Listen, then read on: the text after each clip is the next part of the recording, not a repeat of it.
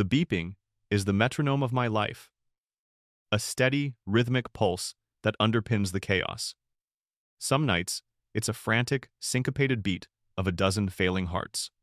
Tonight, it's a mercifully stable rhythm, the sound of a city's worth of minor tragedies playing out under the sterile hum of fluorescent lights. This is the emergency room of Chicago General on a Tuesday. It's my stage, my battlefield, my home. All right, Mr. Henderson. On the count of 3, I said, my hands gripping the shoulder of a man who looked like he'd tried to arm wrestle a city bus.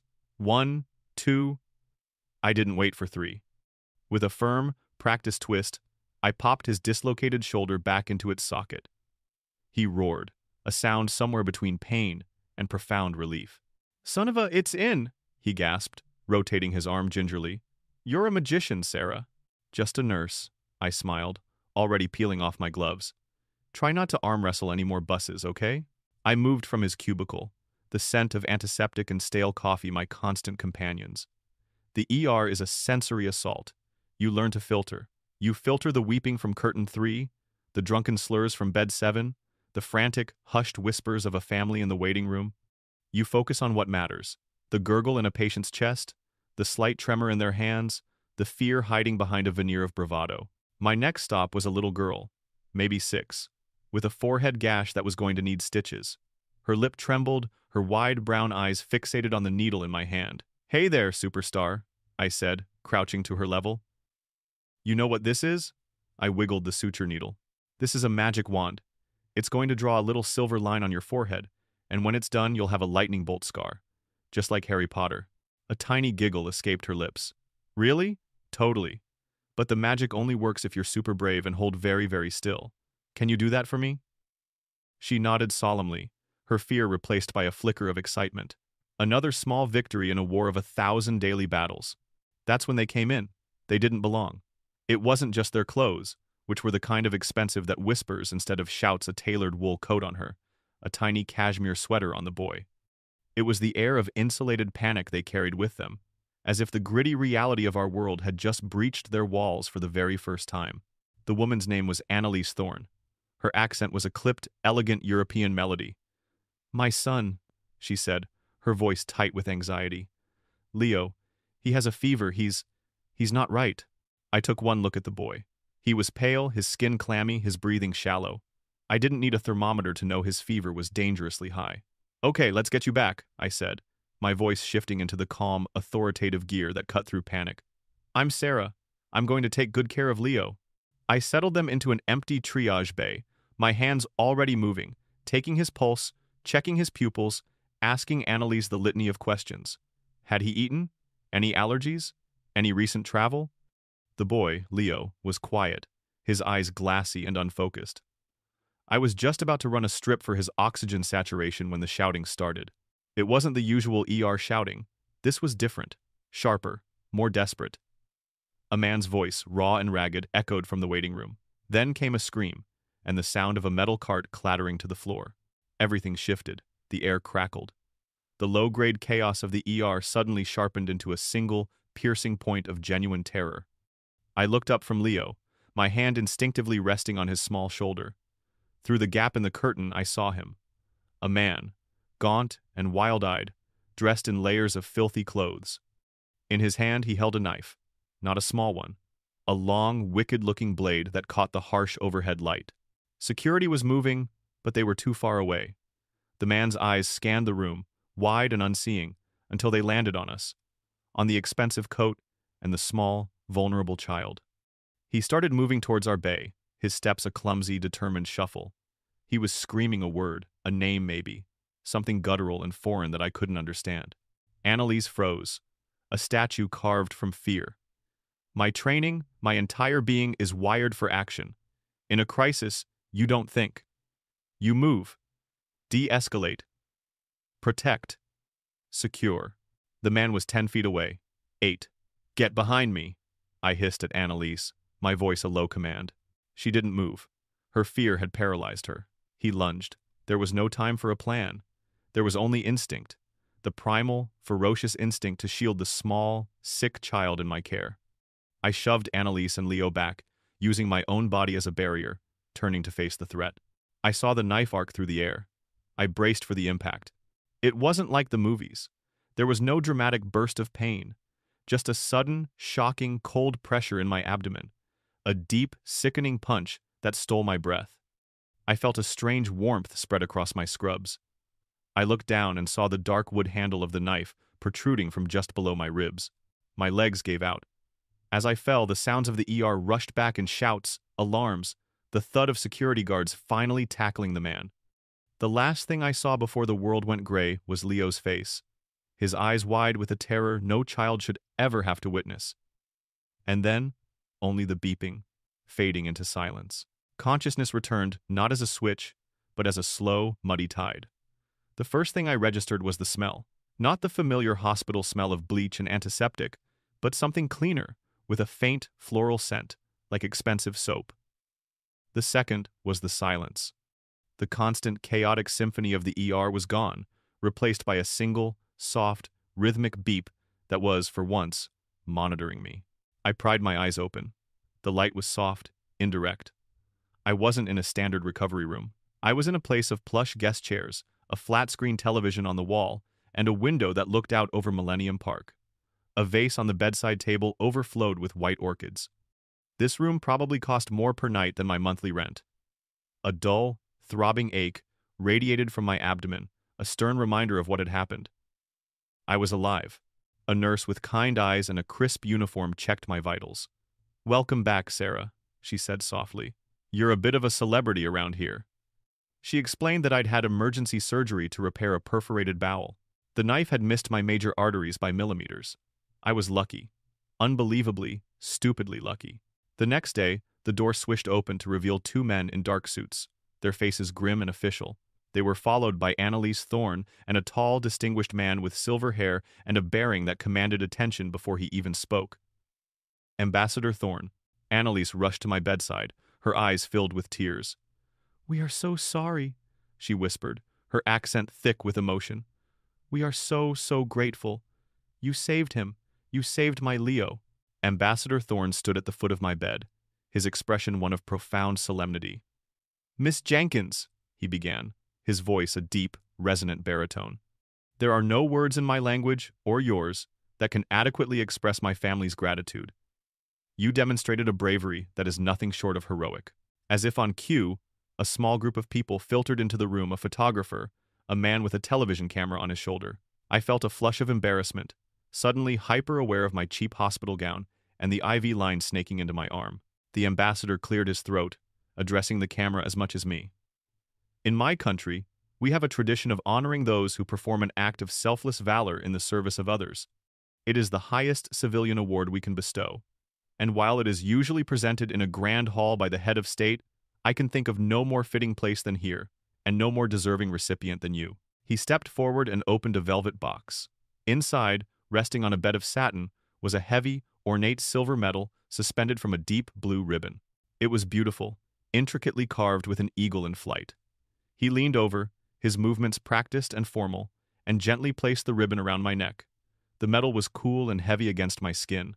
"On behalf of a grateful nation and a profoundly indebted family," he declared, his voice booming slightly for the camera, "I present you with the Medal of Valor." The camera flashed, capturing the moment. I managed a weak, overwhelmed smile. It all felt surreal, like a dream I was having under the lingering haze of anesthesia. He wasn't finished. He placed a gentle hand on my arm, his gaze meeting mine. His eyes seemed sincere, filled with a deep, paternal warmth. "Miss Jenkins, Sarah, my family is forever in your debt. Please do not worry about a thing. The medical expenses, your recovery, anything you need, we will ensure you are taken care of. That is my personal promise to you." His words were a balm, washing over the anxiety that had already started to prick at the edges of my mind. How was I going to pay for this private suite? How long would I be out of work? His promise, delivered with such conviction, swept it all away. I was a hero.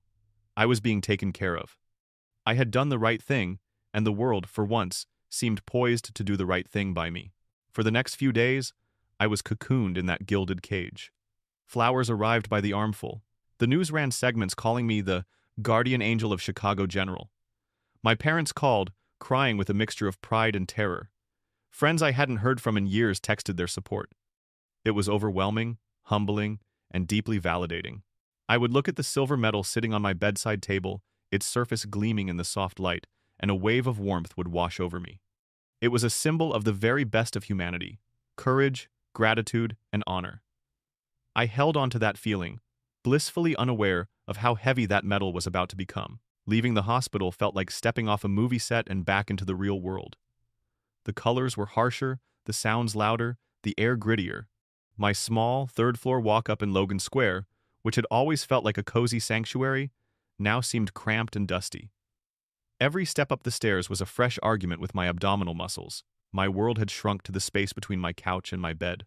The initial euphoria of survival and heroism quickly evaporated, replaced by the tedious reality of recovery. There were pain pills to schedule, dressings to change, and long, empty hours to fill. I couldn't work. I couldn't even carry my own groceries. The constant, low-level ache in my side was a steady reminder of my new limitations. The first week was a blur of daytime television and fitful, painkiller-induced naps. Then, the mail started coming. It began with a thin envelope from a radiology lab. A bill for $4,700 for the CT scans I'd had on arrival. I frowned, but set it aside. A few days later, a thick packet arrived from a surgical group I didn't recognize. Charges for the anesthesiologist, the lead surgeon, the assisting surgeon. Another $38,000. I felt a knot tighten in my stomach, but I remembered the ambassador's promise. We will ensure you are taken care of. This was just a bureaucratic hiccup. They would handle it. The invoice that broke the dam arrived a week after my discharge. It was from Chicago General itself. It wasn't an envelope. It was a small booklet, held together with a staple, detailing every single charge from my 10-day stay. Every aspirin, every saline bag, every blood test. The line item for the private suite alone was more than my car was worth. I flipped to the last page, my heart starting to beat a frantic, panicked rhythm against my ribs. Total charges: $180, $2,654.17. Insurance adjustment: -$45,211.89. Insurance payment: -$30,000. Amount due from patient: $107,442.28. I read the number 3 times, convinced my eyes were deceiving me. $107,000. It was an impossible, fantastical number, more than I made in 2 years. It was more than my student loan debt. It was a life-altering, life-ruining amount of money. My hand trembled as I picked up my phone. Chicago General Billing Department, a flat, automated voice announced. I navigated the labyrinthine phone tree until I finally reached a human. Her name was Brenda, and she possessed the weary, indifferent tone of someone who delivered bad news for a living. "Yes, Miss Jenkins, I have your file right here," she said after I explained the situation. "The charges are correct. Your stay in the VIP wing was processed under your insurance, as per standard procedure." "But it's a mistake," I insisted, my voice rising with a frantic edge I couldn't control. "I was supposed to be taken care of. The Thorne family, the ambassador, they promised to cover everything." A sigh crackled down the line. It was a sigh I knew well, the sound of a bureaucrat preparing to stonewall. "Ma'am, we have no official payment authorization from any third party on file for you. We have a very generous donation to the hospital's new cardiac wing made in your name by the Thorne Foundation, but that has nothing to do with your personal bill. The amount due is $107,442. We can set you up with a payment plan." A payment plan. Like this was a slightly too expensive sofa. I ended the call, my head spinning. It had to be a misunderstanding. A simple miscommunication between the embassy and the hospital. I found the crisp, embossed business card Ambassador Thorne had left. I dialed the number for his office. A woman answered, her voice as smooth and cool as polished marble. "Ambassador Thorne's office, this is Elena Vance speaking." I explained who I was, my voice still shaky. "Oh, Miss Jenkins." "The hero," she said, her tone professional but lacking any real warmth. "Of course. We were so pleased to hear your recovery is going well." I told her about the bill. I told her about my conversation with the hospital. I waited for her to express shock, to apologize for the oversight, to assure me it would be rectified immediately. Instead, there was a beat of silence. "I see," she said, her voice unruffled. "Well, These administrative matters can often get tangled in red tape, especially when they cross international lines. Rest assured, I will look into the matter. The ambassador's promise is not taken lightly. So, you'll call the hospital? I asked, desperate for a concrete next step. We will handle it through the appropriate channels, Miss Jenkins, she replied coolly. Please, be patient. These things take time. Before I could ask what that meant, or how much time, she wished me a swift recovery and disconnected the call. I was left holding a dead phone. The impossible number from the bill burned into my brain. The knot in my stomach was back, colder and tighter than before. The knock on my apartment door a few days later was unexpectedly loud. I shuffled over, my side protesting with every step, and peered through the peephole. A man in a rumpled suit stood in the hallway, looking bored. I opened the door a crack. Sarah Jenkins? He asked, flashing a badge. Detective Miller, Chicago PD. Mind if I come in? Just need to get your official statement about the incident. I let him in. He was younger than he looked at first glance, but he carried the profound weariness of someone who'd seen too much of the city's underbelly. He surveyed my small apartment with a practiced, dismissive glance before settling onto the edge of my armchair, pulling out a small notepad. So, let's go through it, he said, his pen hovering over the page. You were on duty. A guy comes in, goes crazy, you get in the way. That about the size of it? There's more to it than that, I said, sitting carefully on the couch. He was shouting something. A name, I think? It sounded, I don't know, Eastern European maybe? And he wasn't just going crazy. He was moving directly toward the thorns, specifically toward the boy. Detective Miller sighed, a long, put-upon exhalation. He clicked his pen a few times. Right. Look, Miss Jenkins, we've got the guy. Name's Ivan Petrov. A homeless guy, long history of mental illness, drug abuse. He's been in and out of shelters for years. He's not talking much sense. It's a classic case of a disturbed individual having a psychotic break in a public place. Open and shut. But he was shouting a name. I insisted, leaning forward. It felt targeted. I'm a nurse. I know the difference between random psychosis and fixation. He was fixated on that family. Miller stopped writing and looked at me, his expression shifting from boredom to mild irritation. The State Department has an interest in this case. You understand? Diplomatic sensitivities? The official report is going to state that this was a random act of violence perpetrated by a mentally unstable person. That's the story that keeps everyone happy. It's clean. I stared at him, my frustration mounting. It's not the truth. The truth is that the guy who stabbed you is in custody, and he's going away for a long time, he said, his voice taking on a patronizing edge. The truth is you're a hero, and everyone is grateful. Why complicate things? You start throwing around theories about it being a targeted attack on a foreign diplomat's family. You create an international incident. You bring in feds, intelligence agencies. It becomes a whole big mess. Nobody wants that. Trust me. He treated me like I was a hysterical amateur, a civilian who'd watched too many crime shows. He wasn't investigating. He was closing a file. Every detail I offered that didn't fit his neat narrative was brushed aside as irrelevant. He didn't want my truth. He wanted my signature. So, is there anything else? He asked, his pen tapping impatiently on the notepad. Anything that fits the random, mentally ill attacker scenario? I deflated, the fight going out of me. He didn't care. He was just a cog in a machine that had already decided what the story was. My role was simply to confirm it. No, I said, my voice flat. Nothing else. Great. He scribbled a few more notes, had me sign a preliminary statement that was a sanitized, simplistic version of events, and was gone in less than 15 minutes. He left behind a feeling of profound helplessness.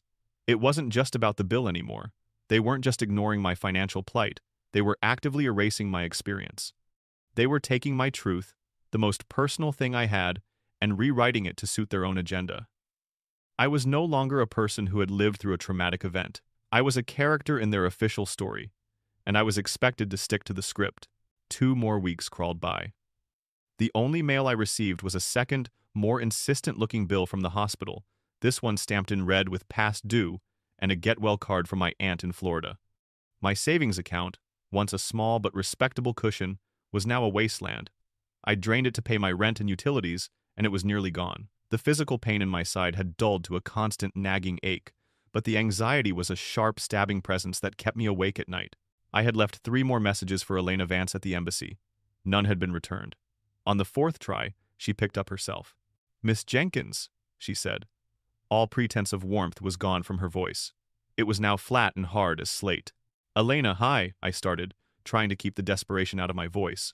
"I'm sorry to keep calling, but the hospital is threatening to send my account to collections. The bill is over $100,000. I'm going to be ruined. You said you were handling it." A beat of silence. Then, "As I believe I mentioned, we have already addressed the matter. The Thorne Foundation made a significant and very generous donation to Chicago General's new cardiac wing in your name. It was a gesture of immense goodwill." I felt a surge of disbelief, so strong it made me dizzy. "A donation? A donation to the hospital? How does that help me? I'm the one with the bill. I'm the one who can't work, who's about to be evicted." "The ambassador's public statement was one of gratitude, Miss Jenkins, not a legally binding contract," Elena said, her voice dripping with ice. "It was a heartfelt sentiment in a moment of crisis. The donation was the tangible expression of that gratitude." My blood ran cold. The carefully constructed doublespeak, the corporate callousness of it all, was breathtaking. They had used me. They had stood me up in front of cameras, draped a medal around my neck, and used my heroism as a PR opportunity to look benevolent while making a tax-deductible donation. I was just a prop in their little play. "So that's it?" I whispered, my voice cracking. "You hang a medal on me, promise to take care of me, and then just walk away and leave me with $100,000 of debt?" "I would advise you not to misconstrue the ambassador's generosity," she said, her tone a clear threat. "We consider this matter closed. Please do not contact this office again." The line went dead. I sat there on my couch, the phone still pressed to my ear, listening to the dial tone.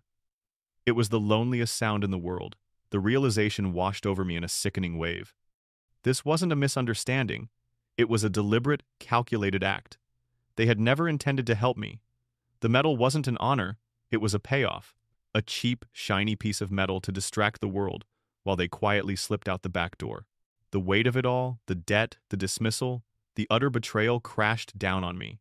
The hero of Chicago General, the woman with the Medal of Valor, was about to be financially destroyed by the very people she had saved. The rage I felt was so pure and hot it almost choked me. It was a rage born of helplessness, of being made to feel small and insignificant by people with so much power they could break a life like mine without a second thought and feel absolutely nothing. They hadn't just stabbed me in the stomach. They had waited until I was recovering, and then they had twisted the knife. After a month of forced inertia, my doctor finally gave me the news I'd been desperate to hear. "The incision has healed nicely, Sarah. The internal repairs are solid. You're cleared for light duty, effective immediately." A surge of profound relief washed over me. Light duty wasn't ideal, but it was a start. It meant a paycheck. It meant getting back to the ER, back to my colleagues, back to the controlled chaos that I understood. It meant a return to normalcy, a way to start fighting back against the financial abyss that was opening up beneath me. I felt for the first time in weeks a flicker of hope. I could handle the embassy, the bills, the injustice, as long as I had my job. My work was my anchor, the very core of my identity. I called my unit manager, who told me I needed to have a formal return-to-work meeting with hospital administration first. "A formality," she said. I scheduled it for the following morning, ironing my best set of scrubs, feeling a nervous excitement I hadn't felt since my first day as a nursing student. The hospital administrator's office was on the top floor, a world away from the grit and grime of the ER. It was a space of polished mahogany, abstract art, and sweeping views of the lake. Mr. Davies was a small man with a neat little mustache and a suit that seemed a size too big for him. He smiled a thin, bloodless smile as I entered, gesturing for me to sit in a leather chair that was far too deep to be comfortable. "Sarah, good to see you up and about," he began, steepling his fingers on his vast, empty desk. "The entire hospital community has been so proud of your bravery." "Thank you, Mr. Davies," I said, my own smile genuine. "I'm just really excited to be back. The doctor cleared me for light duty, so I can handle triage, patient admin, whatever the team needs." He nodded slowly, his smile not quite reaching his eyes. Yes, about that. We've been discussing your situation at the board level, and, well, it's a delicate matter." The flicker of hope inside me dimmed. "A delicate matter? I don't understand. I'm cleared to work." "Of course, medically speaking," he said, picking up a pen and examining it as if it were a fascinating artifact. "But we have to consider the hospital's position. Given the international sensitivities of the incident and the high media profile it generated, Your presence in the ER at this time could be seen as disruptive. I stared at him, trying to process the corporate jargon. Disruptive? I'm one of your best nurses. I just want to do my job. And we appreciate that, he said smoothly, finally meeting my gaze. His eyes were flat, devoid of empathy. But there are liability concerns. There is an ongoing police investigation. Having you on the floor creates a complicated optic. It could be misconstrued. It puts the hospital in a difficult position. The room suddenly felt very cold. I knew with a sickening certainty what was coming next. This had nothing to do with optics and everything to do with the embassy's generous donation. They had bought the hospital's silence, and I was the price. So, Mr. Davies continued, setting the pen down with an air of finality, the board has decided it is in the best interest of all parties to place you on indefinite paid administrative leave. The words hung in the air, sterile and cruel. Paid administrative leave. It sounded so benign, so professional. It was a corporate execution. They weren't firing me. That would look bad. They were sidelining me, banishing me, paying me just enough to keep me from suing them for wrongful termination, while effectively ending my career at Chicago General. For how long? I whispered, my voice barely audible. It's an ongoing situation, Sarah. We'll have to reassess as things develop, he said, standing up. It was a clear dismissal. We do appreciate your understanding. I walked out of his office in a daze. The anchor was gone. My home, the place I had literally bled for, had just shown me the door. The betrayal was so absolute, so profound, it left me breathless. They weren't just letting the thorns ruin me, they were actively helping them do it. I had been a hero when it made for good PR, but the moment I became an inconvenience, a walking, talking reminder of an ugly incident and an unpaid bill, I was a liability to be managed. The institution I had dedicated my life to had just told me, in the politest way possible, that I was no longer welcome. The first of the month arrived with the brutal indifference of a ticking clock. My meager savings were gone. The paid leave was a fraction of my normal salary, barely enough to cover my student loans and utilities. It certainly wasn't enough for my $1,800 rent. A few days later, a formal, fluorescent orange notice was taped to my door, an eviction notice. I had 30 days to pay up or get out. Panic, cold and sharp, began to set in. I was trapped. I couldn't get another nursing job while on leave from my current one. I was in a professional limbo, bleeding money I didn't have, with a mountain of medical debt casting a shadow over my entire future. My last, desperate option was the one I'd been avoiding, the media. Not the big news channels that had celebrated me, but a real journalist, someone who might be willing to dig into the story behind the photo op. I spent a whole afternoon researching local investigative reporters, my finger hovering over the send button on an email that laid out the whole sordid affair. I was terrified. This would mean burning every bridge, turning my private nightmare into a public spectacle. But what other choice did I have? Before I could bring myself to click send, a friend texted me a link to a local gossip blog, the kind that traffics in rumor and innuendo. The headline made my stomach clench. Chicago's her hero? A valiant act or a calculated payday? My hands shook as I read the article. It was a masterpiece of character assassination, built on a foundation of anonymous sources and sly implications. It never outright called me a liar, but it danced around the accusation with venomous skill. While Nurse Sarah Jenkins was initially lauded for her bravery, it began, sources close to the ambassador's office now suggest a more complicated picture is emerging. An insider, speaking on condition of anonymity, expressed that the embassy has been subjected to what they term unreasonable and escalating financial demands from Miss Rosses Jenkins, far exceeding any customary gesture of gratitude. It got worse. A source at Chicago General, while unable to comment on personnel matters, hinted that the situation is far more complex than it appears, and that Miss Jenkins's subsequent leave of absence was a mutual decision to allow all parties to resolve the matter privately. The source added that the hospital stands by its commitment to both its staff and its valued community partners. Valued community partners. The embassy. Davies. It was so transparently a coordinated smear, a preemptive strike to discredit me before I could ever tell my own story. They were painting me as a greedy, unstable extortionist. They were twisting my heroism into a grubby cash grab. The poison worked instantly. The texts from my work friends, which had already slowed to a trickle, stopped completely. I sent a message to Maria, my closest friend in the ER, asking if she'd seen the article. Her reply, hours later, was brief and cool. Things are crazy at work. Can't talk. I was radioactive. The story was out there now. A toxic cloud of lies that I had no way of dispelling. They had isolated me, not just financially and professionally, but personally.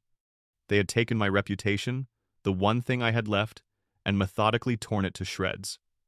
The feeling of loneliness was absolute, a physical weight pressing down on my chest.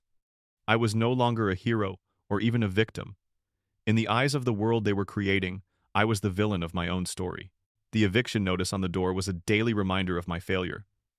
30 days had become 10, then 5. The orange paper seemed to glow with a malevolent energy, a beacon broadcasting my desperation to the entire apartment building. I started packing. Not because I had anywhere to go, but because it was the only thing I could do. The physical act of putting my life into cardboard boxes was a distraction from the utter freefall my life had become. My small apartment, once a place of comfort, was now a chaotic landscape of half-filled boxes and exposed empty shelves. Each object I picked up felt like an artifact from a different life. A framed photo of my nursing school graduation, me, beaming, full of hope and idealism. A silly mug from a hospital Secret Santa exchange. A dog-eared textbook on emergency medicine. They were relics of a person who no longer existed, a person who believed in things like integrity and honor. One evening, while clearing off my nightstand, my fingers brushed against the cool, heavy metal of the medal. I picked it up. The Medal of Valor. It felt obscenely heavy in my palm, a dead weight. The carved eagle seemed to mock me with its soaring flight. I thought of Ambassador Thorne's booming voice, his solemn expression, his personal promise. It all felt like a scene from a poorly written play. The grand gesture, the empty words, the carefully staged performance for the cameras. I sank onto the edge of my mattress, the medal clutched in my fist. A wave of despair, so powerful it felt like a physical blow, washed over me. The rage that had sustained me for weeks had burned itself out, leaving behind only a cold, gray ash of defeat. They had won. The powerful, wealthy, and connected had closed ranks, and they had crushed me. They had taken my job, my reputation, my financial security, and even my own version of the truth. I had nothing left to fight with. I was just a broke, jobless nurse in a half-empty apartment, clutching a worthless piece of silver. The thought of just disappearing was seductive. I could pack my car with whatever was left, drive until I ran out of gas, and start over somewhere no one knew my name. I could change my name, get a job as a waitress, and try to forget I had ever been Sarah Jenkins, RN. Forget I had ever been naive enough to believe that doing the right thing mattered. I lay back on the bed, the metal still cutting into my palm, and stared at the water-stained ceiling. The silence of the apartment was deafening. The ever-present beeping of the hospital monitors was gone, replaced by a void. I had been utterly, comprehensively broken. This was it. This was rock bottom. And in that moment, I couldn't see a single reason to even try to stand up again. The last box was for the miscellaneous junk from my bedside table drawer, old receipts, a book I'd never finished, spare buttons. My movements were listless, mechanical. I was a ghost haunting the remains of my own life. My fingers brushed against a folded sheaf of papers, and I pulled it out. It was the original triage admission form for Leo Thorne. I almost threw it away. It was a remnant of the moment my life had derailed, a piece of paper that felt cursed. But I stopped. I unfolded it, my eyes scanning the familiar boxes and fields. My own handwriting, neat and clinical, stared back at me. Patient, Leo Thorne. Age, 7. Chief complaint, fever, lethargy. Temp, 103.8 farads. HRR, 120. RR, 24. O2 sat, 96%.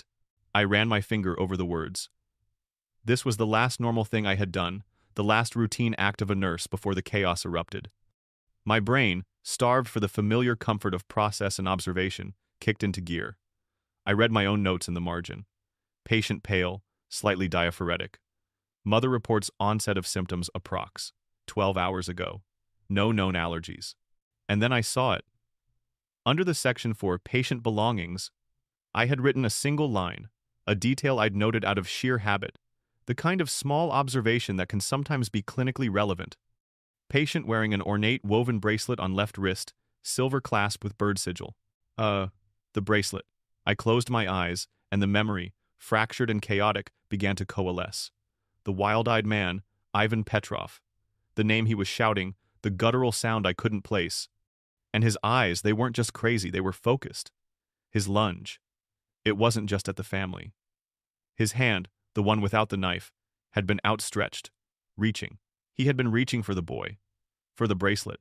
My breath caught in my chest. Detective Miller's dismissive voice echoed in my head. A random act of violence, open and shut. The embassy's carefully crafted narrative. The media's smear campaign. It was all built on a foundation of a simple, clean lie. And I was holding a small, quiet piece of the truth. This piece of paper wouldn't hold up in a court of law. It wouldn't force the embassy to pay my bills. It wasn't a smoking gun, but it was mine. It was a testament to my professionalism, my attention to detail. It was proof that my memory was accurate, that I wasn't the hysterical, greedy woman they had painted me to be. In a world of lies, this simple, factual document was my truth. It was a weapon, not a weapon of anger or revenge, but one of clarity. The despair that had hollowed me out for weeks began to recede, replaced by something new. It wasn't hope, not yet. It was resolve. My core identity, the one they had tried so hard to strip away, wasn't a hero. It was a nurse. And a nurse's job, above all else, is to be a meticulous and honest observer. They had forgotten who I was. And in that moment, holding that piece of paper, I remembered. I didn't call a lawyer. I didn't leak the story to the tabloid that had slandered me. Anger demanded a fiery, public confrontation, but my nursing instincts called for a different approach. Clinical, precise, and irrefutable. I sat down at my laptop, surrounded by cardboard boxes, and opened a web browser. I navigated to a site called The Nightingale Shift, a massive online forum for nurses across the country. It was a place where we shared stories, vented about impossible shifts, and sought advice from the only people who truly understood our world. It was my community. I started to write. I didn't write with passion or rage. I wrote like I was charting a patient. Subject: an unofficial incident report. The true cost of care. Reporting nurse: Sarah Jenkins, RN, BSN, Chicago General Hospital. Date of incident: the 12th of August, 2025. Summary of events. At approximately 20:45 on the date specified, I was the primary triage nurse for a pediatric patient, Leo Thorne, age 7. During assessment, a male assailant, later identified as Ivan Petrov, breached ER security wielding a knife. The assailant moved in a direct line toward the patient and his mother. My immediate intervention was to shield the patient and his family, resulting in a single stab wound to my abdomen, ICD-10 code S31, 831 amperes. I didn't editorialize. I just stated the facts, one after another, in the cold, clear language of my profession. I described the surgery, the recovery, the official visit from the ambassador, official commendation. On August 13, I was presented with the Medal of Valor by Ambassador Thorne in a televised ceremony. During this event, a public and personal promise was made to cover all medical expenses and ensure my care during recovery. Then came the clinical evidence of the aftermath. Financial diagnosis. As of today, my outstanding medical debt from the incident totals $107,442.28. Despite multiple inquiries, the ambassador's office has stated that their moral obligation was fulfilled by a donation to the hospital's general fund. Professional diagnosis. As of September 15, I have been placed on indefinite paid administrative leave by my employer, citing the disruptive and delicate nature of the incident. Media diagnosis. Recent media reports, citing anonymous sources from the embassy and the hospital, have characterized me as a financial opportunist, effectively discrediting my professional and personal reputation. I took a deep breath. Then I uploaded 3 photos. The first was of the beautiful, gleaming Medal of Valor. The second was a snapshot of the hospital bill, the impossible number circled in red. The third was the official letter from Mr. Davies informing me of my administrative leave. The images, side by side, told a more powerful story than any angry words ever could. I ended the post not with a plea for help or a cry for justice, but with a simple question directed at my peers. Consultation requested. My training has always been unequivocal. The patient's safety comes first. You shield, you protect, you absorb the risk. It is the core of our oath. I believed I was fulfilling that oath. But in light of the subsequent financial, professional, and personal consequences, I am forced to ask my colleagues for a professional consultation. What is the acceptable cost of care? And who is expected to pay it? I hit post. For an hour, nothing happened. Then, a single comment appeared. It was from a nurse in Texas. I see you, Sarah. We all do. Then another, from an ER tech in California. This is every single one of us. They call us heroes until the bill comes due. Then the floodgates opened.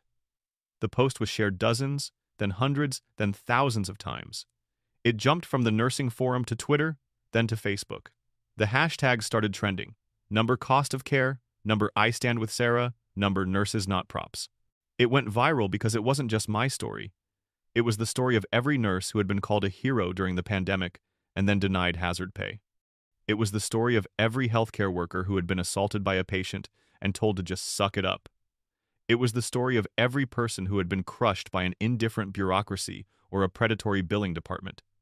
I hadn't gone to the media with a personal grievance. I had submitted my case for peer review, and my peers, an army of them in scrubs and comfortable shoes, had delivered their verdict. The story was no longer about me versus them. It was about all of us versus a broken system. The fallout was immediate and spectacular. My phone, which had been silent for weeks, began to buzz incessantly with notifications. News outlets, the real ones this time, were trying to contact me. The hospital's social media pages were inundated with comments demanding my reinstatement. The embassy's page was even worse. My quiet, clinical statement had ignited a firestorm. The first call came from a number I didn't recognize. It was Mr. Davies. He sounded nothing like the calm, collected executive I'd met in his office. He sounded like a man whose mahogany desk was on fire. Sarah, I just saw the post. It seems there has been a terrible misunderstanding, he stammered. Your administrative leave? It was only ever meant to be temporary, a procedural formality. Of course we want you back. The schedule for next week is being drawn up now. We'd be honored to have you. It was a complete and total capitulation, driven by the sheer force of a PR nightmare. I didn't say anything. I just let him talk. The second call came 2 hours later. It was not Elena Vance. It was a man with a clipped, precise voice who introduced himself as the lead counsel for the embassy. He did not apologize.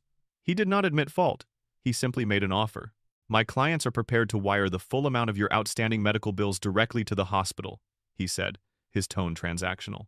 They will also wire a sum equivalent to 6 months of your salary to your personal account to compensate for lost wages and personal distress. In return, you will remove the online post and sign a standard non-disclosure agreement. It was a settlement, not an apology. A business deal to make a problem go away. The old Sarah, the idealistic one, might have refused, might have demanded a public reckoning. But the Sarah, who had packed her life into cardboard boxes, knew better. A public fight would consume my life for years. This offer gave me my life back. I accept, I said. The next Monday, I walked back into the ER at Chicago General. My colleagues met my eye with a newfound respect. Maria gave me a fierce, apologetic hug. Mr. Davies scurried past me in the hallway, refusing to make eye contact. It wasn't a hero's return. It was something quieter and more real. It was the return of a professional to her post. My first patient was a scared teenager who had crashed his bike, his arm bent at an unnatural angle. He was trying to be tough, but his eyes were wide with pain and fear. Hey there, I said, my voice calm and steady. I'm Sarah. I'm going to take good care of you. And I did. Later that night, back in my apartment, my blessedly still my apartment, I unpacked the last box. At the bottom was the Medal of Valor. I picked it up, its weight familiar in my hand. It was no longer a symbol of their betrayal or my naivete. It wasn't for them anymore. It was for me. It was a private reminder that valor isn't about a single dramatic act. It's about the quiet resilience to clean up the mess afterward. It's about charting the truth, however ugly, and having the courage to sign your name to it. It's about having the strength to show up for the next shift. I opened my sock drawer, placed the medal inside, and closed it. I didn't need it on display. I had work in the morning.